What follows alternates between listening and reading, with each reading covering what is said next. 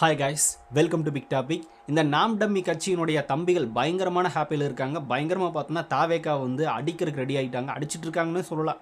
ஆனால் 10 பைசா பிரயோஜனம் இல்லாத ஒரு அடியாக போயிட்டுருக்கு. ஐயோ, இந்த அவசப்படுறானே. அதைத்தான் நம்ம இந்த வீடியோவில் பார்க்க போகிறோம். இந்த சாட்டை துரைமுருகன் ப்ளஸ் இந்த இடும்பவனும் கார்த்தி இவங்க எல்லாருமே பெரிய அரசியல் ஞானிகள் மாதிரியும் விஜய் அவர்களை வீழ்த்துறதுக்காக எந்த எல்லைக்கு வேணாலும் போவோம், எங்கே வேணாலும் பார்த்தோன்னா வாய்ப்போம் அப்படின்ற மாதிரி நடந்துகிட்டு இருக்காங்க இந்த ரெண்டு பேருமே. அந்த வகையில் இந்த ரெண்டு பேரும் பார்த்தோன்னா ரீசெண்டாக வந்து ஒரு சில ட்வீட்ஸ் எல்லாம் பார்க்கும்போது செம காமெடின்றது ஏன் அப்படின்றத நான் போக போக சொல்கிறேன். இவங்க என்ன பேசிக்கிறாங்க அப்படின்னா, தாவேக்கா விஜய் அவர்கள் கரூரில் போய் மக்களை சந்திக்காமல் அந்த மக்களை சென்னைக்கு வர வச்சு பார்க்குறாரு. இதை வந்து தாவேக்கா தொண்டர்களை எதுக்குறாங்க பாருங்கள். தாவேக்கா தொண்டர்களே இதுக்கு உடன்பாடு கிடையாது, உங்களுக்கு ஓட்டு போட மாட்ட தலைவா, நீங்கள் இப்படி பண்ணக்கூடாது அப்படின்ற மாதிரி பல அறிவுரைகள் வந்து தொண்டர்கள் விஜய்க்கு சொல்லிகிட்டு இருக்காங்க. இப்படி ஒரு கட்சி பார்த்ததே இல்லை, இதெல்லாம் பார்த்தோன்னா விஜய்க்கு தேவையா, இதனால தான் விஜய் அவர்கள் அங்கே எதுக்குறோம் அப்படின்ற மாதிரி பல விஷயங்களை பார்த்தோன்னா அறிவுபூர்வமாக பேசிகிட்டு இருக்கு அப்படின்னு நினச்சிட்டு இருக்காங்க. இதுதான் பார்த்தோன்னா இந்த இடத்துல இவங்க எந்தளவுக்கு ஒரு முட்டாள்தனமான தற்கொலை குரூப் அப்படின்றது நம்மளுக்கு புரியுது. ஏன் அப்படின்னா, விஜய் அவர்கள் கரூர் மக்களை சென்னை கூப்பிட்டு சந்திக்கிறாரு. அதில் தொண்டர்களுக்கு உடன்பாடு இல்லைன்றதுனால என்ன சொல்கிறாங்க அப்படின்னா, இது தப்பு தலைவா, இது வேணாம், நம்ம இதை பண்ணக்கூடாது, நம்ம அங்கேயே போய் பார்த்துக்கலாம், இல்லைனா வெயிட் பண்ணலாம், இல்லைனா ஒரு ப்ரெஸ் மீட் கொடுத்து என்ன பிரச்சனைன்றது சொல்லுங்கள் அப்படின்னு அவங்க கேள்வி கேட்குறாங்க. அப்படின்னா இவன் ஒரு நல்ல நேர்மையான நியாயமான தொண்டன், தளபதியோட தொண்டன். அவரோட பேர் டேமேஜ் ஆகக்கூடாது, அந்த கட்சிக்கு அவப்பெயர் வந்துடக்கூடாது, இந்த கட்சி இன்னும் பார்த்தோன்னா பெரிய அளவில் போகணும், அதனால் நம்ம இந்த விஷயத்துக்கெல்லாம் இடம் கொடுக்கக்கூடாது அப்படின்னு அந்த கட்சியின் மேலே இருக்கிற அக்கறையில் ஒரு தொண்டன் பார்த்தோன்னா ஒரு தலைவனுக்கு அறிவுரை சொல்கிறான். இது நேர்மையான தொண்டன் செய்கிற ஒரு வேலை. அந்த நாம் டம்மி கட்சியில் எவனாவது ஒருத்தன் அப்படி பார்க்க முடியுமா? யாராவது ஒருத்தனை பார்க்க முடியுமா? சிம்பிளாக ஒரே ஒரு கேள்வி இந்த தம்பிகள் இந்த சீமானை பார்த்து கேட்கணும். ஏன்னா நீ தானே பெரியாரை தூக்கி பிடிச்சி பேசிக்கிட்டு இருந்த, இப்போ என்ன ஆகி தொலைஞ்சது உனக்கு? மறுபடியும் பெரியாரை போட்டு இப்படி அடிச்சிட்டு இருக்க. ஏடா சாட்டை, பெரியாரை பார்த்தோம்னா நீங்கள் வந்து கொள்கை விளையாட்டை ஏற்றுக்கிட்டோம், பெரியார் அவர்களை திமுக தூக்கி பிடிக்கிறாங்களோ இல்லையோ நாங்கள் தூக்கி பிடிப்போம் அப்படின்னு நீ தானே ஒரு மேடையில் பேசின, இப்போ எதுக்கு பெரியாரை போட்டு அடிச்சிட்டு இருக்க அப்படின்னு ஒரு மானமுள்ள தம்பியாவது பார்த்தோன்னா இந்த ஆளுமைகளை பார்த்து கேள்வி கேட்குறானா? கேட்க மாட்டானுங்க. ஏன்னா இவங்க கொத்தடிமை எல்லாத்தையும் தாண்டின மிஞ்சின கொத்தடிமைகள் தான் இந்த நாம் டம்மி கட்சியில் இருக்கிற குரூப்பு. அதாவது சிம்பிளாக சொல்ல போனோம் அப்படின்னா, தலைவர் என்ன சொன்னாலும் அதை பற்றி கொஞ்சம் கூட யோசிக்காமல் சிந்திக்காமல் இவர் இப்படி முன்னாடி இப்படி பேசியிருந்தாரு, இப்படி பேசுகிறாரு ஏன்றதோட கேள்வி கூட ஒரு சின்ன நாலேஜ் ஒரு சின்ன பையனுக்கு தெரியும். ஒரு ஸ்கூலில் ஒரு டீச்சர் பார்த்தோன்னா ஒரு 1வது படிக்கிற பையனுக்கு 2, 2, 4 அப்படின்னு ஒரு கிளாஸ் எடுக்கிறாங்க. அதுக்கு அடுத்த நாள் 2, 2, 3 அப்படின்னு அதே டீச்சர் சொல்லி கொடுத்தா அந்த ஸ்டூடெண்ட் எந்திரிச்சு, மிஸ் நீங்கள் வந்து நேற்று 2, 2, 4ன்னு சொல்லி கொடுத்தீங்க, அதுதான் உண்மை, இல்லை வந்து இன்றைக்கி 2, 2, 3ன்னு சொல்கிறீங்களே இது உண்மையா, 2ல் எது உண்மை அப்படின்னு சின்ன 1ஆம் கிளாஸ் பையன், அறிவு இருக்கிற பையன் எந்திரிச்சு அந்த மிஸ்ஸை கேள்வி கேட்பான். இந்த குரூப்புக்கு அதுவும் கிடையாது, அந்த அறிவே கிடையாது. என்னென்னா நேற்று வந்து அப்படி பேசினேன், இன்றைக்கி வந்து அதையே மாற்றி ஆப்போசிட்டாக இப்படி பேசிகிட்டு இருக்க, உனக்கு அறிவு இருக்கா இல்லையா அப்படின்ற ஒரு கேள்வியை இந்த நாம் டம்மி கட்சியில் இருக்கிற ஒரு தம்பியாவது இது வரைக்கும் கேட்டிருப்பானா? சரி, அவனை தான் விடுங்க. இந்த கொள்கை பரப்பு செயலாளர் அப்படின்ற பேரில் சுற்றிட்டு இருக்கிற அந்த சாட்டை, இந்த இடுமன் இவங்களாவது கேட்டிருக்காங்களான்னா இல்லை. அண்ணன் என்ன சொன்னாலும் ரைட்டு, அண்ணன் பார்த்தோன்னா என்ன சொன்னாலும் கை தட்டுறது, விசில் அடிக்கிறது, ஏற்று ஒரு கேள்வி கூட கேட்குறது கிடையாது. இப்படிப்பட்ட கட்சி தாண்டா தற்கொலை கட்சி. இதுதான் பார்த்தோன்னா டுபாக்கூர் கட்சின்னு நம்ம சொல்கிறது.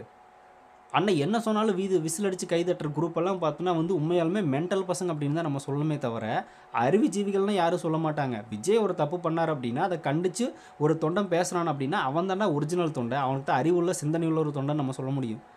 லூசுத்தனமாக என்ன வேணாலும் பேசிகிட்டு இருப்பாங்க, அதுக்கு கைதட்டுற குரூப் முட்டாள்தனமான கட்சின்னு தாண்டா சொல்லுவாங்க. இந்த லாஜிக் உங்களுக்கு புரியாதா? போன வருஷத்துக்கு பார்த்தோன்னா விஜய் அழகன் அப்படின்னு பேசிகிட்டு இருந்த இந்த சாட்டை துரைமுருகன் இந்த வளர்ச்சி இவரெல்லாம் ஒரு அழகனா அப்படின்னு பேசுறது, அதுக்கும் பார்த்தோன்னா அந்த கமெண்ட்டில் ஃபயர் விட்டுட்டு இருக்காங்க இந்த ஒரு அறிவுள்ள அந்த தும்பிகள். என்னடா நீ போன வருஷம் அப்படி பேசுறீங்க, இந்த வருஷம் இப்படி பேசுகிற, 1-2 விஷயம் மாற்றி பேசுனா கூட பரவாயில்லைங்க, மறந்துடலாம். பேசுகிற எல்லா விஷயமே பார்த்தோன்னா வந்து போன வருஷம் பேசுனதுக்கு இந்த வருஷம் ஆப்போசிட். ஒவ்வொரு நாளும் ஒவ்வொரு விஷயத்தை பேசும்போது எல்லாமே அதில் முரண்பாடு இருந்துகிட்டே இருக்குது. போன வருஷம் எந்த பார்த்தோன்னா தூக்கி பிடிச்சி பேசினாங்களோ விஜய் அவர்களை, விஜய் ரசிகர்களை, இந்த பக்கம் பார்த்தோன்னா அப்படியே வந்து அது இல்லைன்னு பேசிகிட்டு இருக்கானுங்க இவங்களுக்கு. ஆனால் நான் இப்படி ஒரு கட்சி பார்த்ததே இல்லை. ஒரு கட்சியை நோக்கி ஒருத்தர் நபர் கேள்வி கேட்குறாரு அப்படின்னா அந்த கட்சி சார்ந்த நபர்கள் பதில் சொல்லுவாங்க. ஆனால் இந்த கட்சியில் அப்படி கிடையவே கிடையாது. இந்த கட்சியில் இருக்கிற ஒருத்தர் அந்த கட்சியை பற்றி கேள்வி கேட்குறான்னா விஜய் பற்றி, அதுக்கு பதிலும் இவனே போன வருஷம் சொல்லி வச்சுருப்பான், அதை எடுத்து பாடுறா நீயே பார்த்துக்கோ அப்படின்னு போட்டு காட்டக்கூடிய நிலைமையில் தான் நம்ம இருக்கோம். ரிப்ளை கூட பண்ண தேவையில்லை, இவனுங்களை பார்த்தோன்னா ரிப்ளை கொடுத்து வச்சுருக்கானுங்க. ப்ரெசண்ட்லேருந்து பாஸ்ட்டில் பதில் சொல்லி வச்சுருக்கானுங்க. எல்லாம் எல்லாம் பாஸ்ட்டில் கேள்வி கேட்டு ப்ரெசென்ட்டில் பதில் சொல்லுவாங்க. இவனுங்க ப்ரெசென்ட்டில் கேள்வி கேட்டுட்டு பாஸ்ட்டில் பதில் சொல்லி வச்சுருக்கானுங்க. இந்த மாதிரி ஒரு டுபாக்கூர் கட்சி எங்கேயாவது பார்க்க முடியுமா? இதனால தான் சொல்கிறது இவங்க தற்குறிங்க அப்படின்னு. விஜய் எதிர்த்து கேள்வி கேட்டு ஒரு தொண்டன் அறிவுபூர்வமாக பேசுகிறா அப்படின்னா அவன் தாண்டா அறிவாளி. உங்களை மாதிரி சும்மா கொத்தடிமை மாதிரி இருக்கிறதெல்லாம் பார்த்தோன்னா அறிவுரைத்தன்மை கிடையாது, ஒரு முட்டாள்தனமான கட்சின்னு தான் நம்ம சொல்லணும். இதில் என்ன முழுசாக தெரியுது அப்படின்னா, தாவேகா அப்படிங்கிறது இப்போ சிம்பிளாக சொல்லணும் அப்படின்னா, தளபதியோட ஒரு படம் ஜெயிச்சிச்சுன்னு வச்சுக்கோங்களேன். அந்த படத்தில் விஜய் நடித்தார்ன்றதையும் தாண்டி நம்ம தானே நடித்தோம், அந்த படம் ஹிட்டு. நம்மளே ஜெயிச்ச மாதிரி பார்த்தோன்னா ஒரு ஃபீலிங் வரும். எல்லா தளபதி ரசிகர்களுக்கும் அது வரும். தளபதின்னு மட்டும் கிடையாது, எல்லா நடிகர்களோட ரசிகர்களுக்கும் அப்படி தான் வரும். அந்த ஃபீல் இருக்கும். அதே மாதிரி தான் அந்த கட்சியும். தளபதி கட்சி ஆரம்பிச்சிருக்காரு அப்படின்னா அது நம்ம கட்சி, எங்கள் கட்சி. நாங்கள் அப்படி தான் கேட்போம், தளபதிக்கு பேசுவோம், தளபதிக்கு அட்வைஸ் பண்ணுவோம், தப்புன்னா சொல்லுவோம், இல்லைன்னா தூக்கி கொண்டாடுவோம். இது எல்லாமே நடந்துகிட்டு இருக்கும். இப்படி தான் எங்கள் கட்சி இருக்கும். ஒரு சாதாரணமாக பார்த்தோன்னா மாப்பிள்ளை மச்சின்னு பேசுகிற மாதிரி தான் இருக்குமே தவிர உங்களை மாதிரி கொத்தடிமையாக இருக்காது. இப்படி ஒரு கேள்வி விஜய் ரசிகர் கேட்குறான் அப்படின்னாலே அவனுக்கு பார்த்தோன்னா அரசியல் அறிவு இருக்குது அப்படின்னு தான் அர்த்தம். ஆனால் அந்த சீமான் பேசுறதுக்கு எல்லாத்துக்குமே கைதட்டிட்டு விசில் அடிச்சுட்டு இட்லியில் கறி இருக்குன்னு சொன்னது கூட கைதட்டின குரூப் இந்த குரூப். நான் சைன் பண்ணால் பார்த்தோன்னா ஒரு நாட்டில் குடியுரிமையே கொடுத்துருவாண்டா அப்படின்னு பேசுகிறானுங்க. அதுக்கு ஃபயர் விட்றானுங்க இந்த குரூப்பு. அது எப்படின்னே சாத்தியம்னு ஒரு கேள்வி கேட்க தெரியாதாடா? அறிவுன்றது கொஞ்சம் கூட இருக்கா இல்லையா? AK-74ன்னு உங்கள் அண்ணன் கதை சொல்கிறா, அதையும் நம்பிக்கிட்டு இருக்கா. இது இந்த மாதிரி ஒரு கட்சி எங்கேயாவது பார்த்துருப்பீங்களா? என்ன பேசினாலும் கை தட்டுறது. அதெல்லாத்தையும் தாண்டி ஒரு சின்ன குழந்தை தன்னோட அப்பாவோட போய் விவசாயத்தை அமுக்கி விட்டுருச்சாமா, ஓட்டு போட்டுருச்சாமா. இதையும் நம்புறானுங்க. எப்படா நம்புறீங்க? 7 வயசு குழந்தைக்கு என்னடா தெரியும்? அந்த குழந்தை எப்படா இவன் பேச்சை கேட்டுச்சு? எப்படா போய் பார்த்தோன்னா அந்த விவசாய சின்னத்தை அமுக்குச்சு? என்னடா பேசுகிறீங்க? இவங்க என்ன சொன்னாலும் நம்புறாங்க. இந்த மாதிரி ஒரு கட்சியை பார்க்கவே முடியாது. நம்ம என்ன பேசினாலும் எவனும் கேள்வி கேட்க மாட்டா அப்படின்ற லெவலுக்கு இருக்கிறதுனால தினம் ஒரு கட்டுக்கதையை அவுத்து வர்றாரு இவங்க அண்ணன். கட்டுக்கதையிலே வளர்ந்து கட்டுக்கதையிலே ஊறி போய் கட்டுக்கதையிலே நாசமாக போன ஒரு கட்சி அப்படின்னா அது இந்த கட்சியாக தான் இருக்குமே தவிர வேறு எந்த கட்சியும் இருக்க முடியாது. முதல்ல இந்த சாட்டை துரைமுருகனுக்கு இடும்பவனம் கார்த்திகெல்லாம் பார்த்தோன்னா விஜய் ரசிகர்களே ஃபேனாக இருந்தாங்க. அந்த லெவலில் திமுக வச்சு செய்வாங்க, பேசுவாங்க, அதெல்லாம் இருந்துச்சு. இப்போது அப்படியே மாறி கொத்தடிமையாக மாறினதுனால ஒட்டுமொத்தமாக டேமேஜ் ஆகி பார்த்தோன்னா க்ளோஸ் ஆகிடுச்சு, முடிஞ்சு. இப்போ இவங்கள வச்சு செஞ்சுட்டு இருக்காங்க. யார்? தாவேக்கா தொண்டர்கள் இல்லை, இவங்களே வச்சு செஞ்சுக்குவாங்க. அதான் நான் சொன்னேன்ல, பாஸ்ட்டில் பதில் சொல்லி வச்சுருப்பாங்க. இப்போ கேள்வி கேட்குறதுக்கு நம்ம எடுத்து போட்டு போயிட்டே இருக்கலாம், பெருசாக ஒன்றும் பண்ண தேவையே இல்லை. அந்த லெவலுக்கு இவங்களோட லட்சணம். சரி, ஒரு தொண்டன் கேள்வி கேட்டா அப்படின்றது இந்த சாட்டை இடுமன்னு பேசிகிட்டு இருக்கானுங்களே. நீங்களாம் பார்த்தீங்கன்னா கட்சியில் முக்கியமான பொறுப்பில் தானடா இருக்கீங்க. இந்த இடுமவன கார்த்திகெல்லாம் வேட்பாளராமா, வேட்பாளர் மூஞ்சி ஆடாதுன்ற மாதிரி இருக்குது. இவன் ஒரு நாளாக அது பார்த்தோன்னா சீமான் பேசுனது கேள்விக்கு ஏதாவது எதிர்கேள்வி கேட்டிருப்பானா? அப்போ எங்கள் கட்சியில் இருக்கிற தொண்டனுக்கு, அடிமட்ட தொண்டனுக்கு இருக்கிற ஒரு அறிவு கூட இவனுக்கு 2 பேருக்குமே கிடையாது அப்படின்றது இந்த விஷயமாகவே தெரியுதுல்ல. இவங்களுக்கு அந்த அறிவு கூட கிடையாதுன்றது இது மூலமாகவே நம்மளுக்கு தெரியுதுல்ல. ஒரே ஒரு விஷயம் தான் தாவேக்காக்கும் இந்த நாம் தமிழருக்கும் என்னென்னா, தாவேக்கால தலைமை ஏற்று கேள்வி கேட்குற அளவுக்கு பார்த்தோன்னா தளபதி ரசிகர்களுக்கு உரிமை இருக்குது. எல்லாருக்கும் பார்த்தோன்னா அந்த ஒரு தளபதின்ற ஒரு அந்த அன்பு, அந்த பாசம்ன்றது ஒரு அண்ணன்றது கேள்வி நான் கேட்பேன் அப்படின்னு லெவலில் பார்த்தோன்னா சமமாக வச்சுருக்காரு விஜய் அவர்கள். ஆனால் இங்கே சர்வாதிகாரம். கட்சியிலேருந்து எவனாவது எதுவும் பேசினா அப்படின்னாலே இல்லை கட்சி விட்டு வெளியே போடா, நீ கட்சியில் இருக்காரு அப்படின்னு துரத்துற குரூப் தான் இந்த சீமான் குரூப். இந்த சீமானே துரத்துறாரு. அந்த ஆடியோக்கெல்லாம் கேட்டிருப்பீங்க. அதனால தான் எவனும் கேள்வி கேட்கவும் விடுறதில்ல, கேள்வியும் கேட்க மாட்டான். கொத்தடிமையோடு வச்சுருக்கிறாங்க இந்த சர்வாதிகாரம்னா. இந்த சீமான் ஏற்று கேள்வியே கேட்கக்கூடாது, கேட்டால் கட்சி விட்டு வெளியே போட்டுருவாங்க. இதுதான் பார்த்தோம்னா இவங்களோட அரசியல், இவங்களோட கட்சியோட லட்சணம். இதில் விஜய் அவர்கள் கேள்வி கேட்குறாங்க.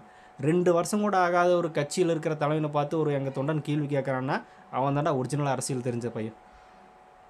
15 வருஷமாக கட்சியில் இருந்து இந்த தற்குறி சீமான் பேசுகிற விஷயங்களுக்கு எல்லாத்துக்கும் முட்டு கொடுத்துட்டு விசில் அடிக்கிற நீங்கள் ஒன்றுமே தெரியாத தற்குறிங்க தாண்டா. அதில் எந்த மாற்றமும் இல்லை. இதுக்கு மேலே என்ன ரிப்ளை கொடுக்க முடியும் உங்களுக்கு? இந்த மாதிரி 1ஆம் நம்பர் நாம் டம்மி கட்சி எங்கேயாவது பார்த்துருக்கீங்களான்னா பார்த்துருக்க உலகத்திலேயே பார்க்க முடியாது. உலகத்திலேயே பார்க்க முடியாது. ஏர்போர்ட்டில் போயிட்டுருக்காராமா, ராணுவம் சுற்றி வளைக்குதாமா, கேட்டால் ஒரு செல்ஃபின்னாங்களாமா. ஆமாம், அவங்க வேலை வெட்டியெல்லாம் விட்டுட்டு இவர் கூட செல்ஃபி எடுக்கிறதுக்காக சுற்றி வளைச்சாங்களாமா. இதே உண்மையை நம்பிட்டு பார்த்தோன்னா சில குரூப் சுற்றிட்டு இருக்கு. இதை வச்சு ட்ரோல் பண்ணாத ஆளே கிடையாது. ட்ரோல் பண்ணி வச்சு செஞ்சுட்டாங்க. இன்னும் திரைப்படங்கள் கூட அந்த காமெடி வர ஆரம்பிச்சிடும். யோகி பாபுல வச்சு செஞ்சாருன்னா நல்லாயிருக்கு இந்த காமெடியெல்லாம். அந்த லெவல் இருக்குது இவங்க அண்ணனோட கட்டுக்கதைகள். அதையும் நம்பிட்டு பார்த்தோன்னா விசில் அடிக்கிற குரூப்பு. தலைவன் எதிர்த்து கேள்வி கேட்குற தொண்டனை பார்த்தோன்னா அசிங்கமாக பேசுகிறாங்க இந்த 2 குரூப்பும். கேள்வி கேட்கவே தெரியல அப்படின்னா நீ தாண்டா தற்குறி. விஜய் அவரில் பல விஷயங்களை பார்த்தோன்னா கேள்வி கேட்போனாங்க. ஆனால் அதுக்காக பார்த்தோன்னா விஜயாவில் விட்டு கொடுக்க மாட்டேன். இந்த விஷயத்தில் அண்ணனோட செயல்பாடு சரியில்லை, எங்களுக்கு பிடிக்கலன்னா கொஞ்சம் மாற்றிங்க அப்படின்னு நாங்கள் பேசத்தான் செய்வோம். அதுக்காக தாவேக்காவால் விட்டுட்டு போவோம். கேள்வி கேட்போம். அதை தளபதி விஜயும் சரி செஞ்சுக்குவார். அவர் கேட்டு நடந்துக்கூடிய ஒரு நபர் தான். ஏன்னா சில விஷயங்களை அவர் பேசுகிறதுன்னு தண்ணி நிறைய அப்சர்வ் பண்ணுவார். சில விஷயங்களை கேட்டு தெரிஞ்சுக்குவார். எப்படி என்ன நினைக்கிறாங்க, நம்ம தொண்டர்கள் என்ன நினைக்கிறாங்க, மக்கள் என்ன நினைக்கிறாங்க, எதிர்க்கட்சிகள் என்ன நினைக்கிறாங்க, இந்த இடத்துல நம்ம எதை பண்ணணும் அப்படின்ற மாதிரி அவர் கேட்டு பண்ணக்கூடிய நபர் தான். அதனால் பார்த்தோன்னா எங்கள் அண்ணன் கேட்டுப்பார், நீ கட்சி விட்டு வெளியே போடலாம் அவரால் பேச வாய்ப்பே இல்லை. உங்கள் இந்த தற்குறி சீமான் மாதிரிலாம் பார்த்தோன்னா நான் சொல்கிறது கேட்டால் கேளு இல்லைன்னா வெளியே போ அப்படின்னு பேசுகிறால விஜய் கிடையாது. அதுதான் 2 வருஷம் கட்சி ஆரம்பித்த இவருக்கும் 15 வருஷமாக முக்கிட்டு இருக்கிற இவருக்கும் என்னென்னமோ வாயில் விடுது சொல்லலான்னு. சரி வேண்டாம் விடுங்க, எதுக்கு பாவம். அப்புறாணிகளை பார்த்தா பாவம் தான் நம்மளுக்கு தோணுது. இந்த வீர வரலாறு பேசுகிறது அரசியல் இல்லைடா. களத்தில் பார்த்தோன்னா விஜய் அவர்கள் இப்போ எந்த அளவுக்கு அதை மெயின்டைன் பண்ணணும். இந்த விமர்சனமெல்லாம் இந்த சீமானுக்கு இருந்தால் இந்த சுச்சுவேஷன் இருந்துச்சு அப்படின்னா நேரம் கட்சியை கலைச்சிட்டு போயிருப்பாப்புல. அந்த லெவலில் இருக்குது இவங்களோட அந்த நிலைப்பாடு. ஆனால் விஜய் என்ன பார்த்தோன்னா இன்னும் பொறுமையாக அதை கடைப்பிடிச்சிட்டு பல விஷயங்களை இன்னும் சிந்திச்சு இன்னும் பார்த்தோன்னா ஜாக்கிரதையாக போகணும் அப்படின்ற மாதிரி முடிவெடுத்துட்டு இருக்காரு. இத்தனைக்கும் அவருக்கு அரசியல் அனுபவம் உள்ள யாருமே பக்கத்தில் கிடையாது. அந்த மாதிரி ஒரு நபர்களும் கூட கிடையாது, அவர் மட்டும்தான் இருக்கார். அவரே பார்த்தோன்னா அதை சமாளித்து மேலே எழுந்திரிச்சு வந்து அந்த கட்சியை நடத்த போகிறாரு. இன்னும் பல விதமான முயற்சிகள் எடுக்க போகிறாங்க. கட்சி இன்னும் அடுத்த கட்டத்துக்கு போகுது. உங்கள் அண்ணன் மாதிரி திமுகவில் அரசியல் பழகிட்டு அந்த அரசியல் வச்சு பார்த்தோன்னா இன்னொரு கட்சி ஆரம்பித்து அவங்களே அடிக்கிற குரூப்பெல்லாம் விஜய் கிடையாது. அவர் இப்போ தான் ஆரம்பிச்சிருக்காரு. அவர் தான் அந்த ஆளுமையே. பெரிய அளவு அரசியல் தலைவர்களும் அங்கே யாரும் கிடையாது. அவரே தான் பார்த்தோன்னா எந்திரிச்சு வரணும். அதுக்கெல்லாம் பார்த்தோன்னா ஒரு தனி தைரியம் வேணும். இந்த சீமானுக்கு இருக்குமா? உச்ச நீதிமன்றத்தில் லேடி காலில் விழுந்து குரூப்புக்கு அதெல்லாம் கிடைக்குமா? அதெல்லாம் இருக்கும். அது சரி, தமிழ்நாட்டில் நடந்த கோர்ட்டு கேஸ்க்கே பார்த்தோன்னா தம்பிகளை துணை கூட்டிகிட்டு போன அந்த சீமானெல்லாம் பார்த்தோன்னா தைரியத்தை பற்றி மேடையில் பேசுகிறது. 1000 பேர் இருக்கிறாங்க அப்படின்னா அங்கே கையை ஓங்கி பேசுகிறது தைரியம் இல்லைடா. இப்போ பார்த்தோம்னா ஒரு நடிகர் அப்படின்னு நீங்கள் தான் சொல்கிறீங்க. அந்த நடிகர் உட்காந்துட்டு சொல்கிறாரு, அந்த ஒரு தைரியம் இந்த சீமானுக்கு வருமானா வராது.